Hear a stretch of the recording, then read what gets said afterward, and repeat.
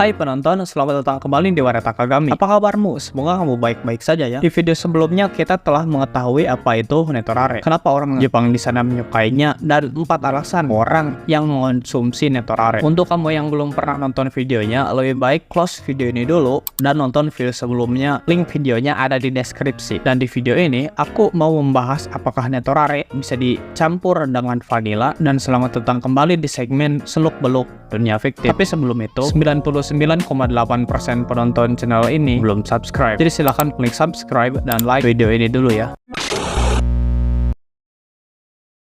Oke, jadi secara garis besar, vanilla adalah dua orang yang bercinta dan mereka saling suka. Cuma seperti itu, dan itu adalah vanilla. Contohnya, pasangan suami istri yang bercinta dan atau orang pacaran yang saling suka dan bercinta. Nah, itulah vanilla.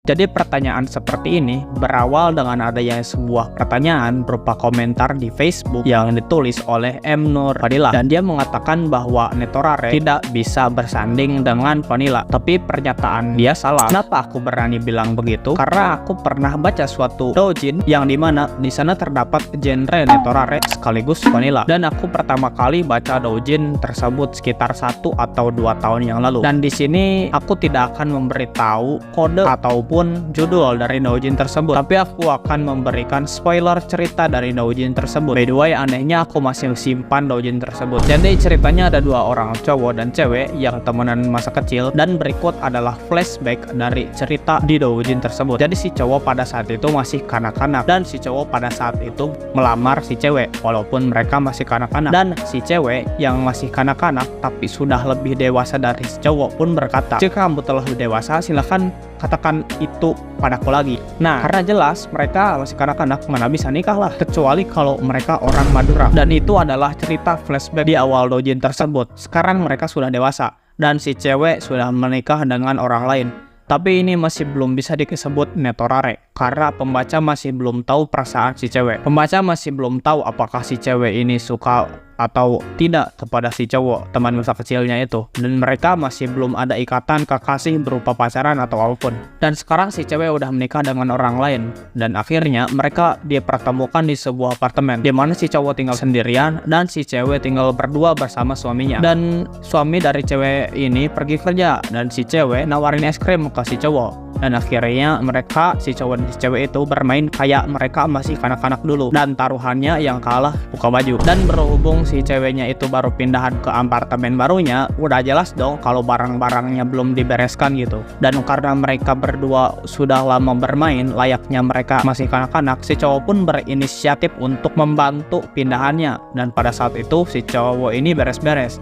Dia menemukan sebuah box berisi vibrator.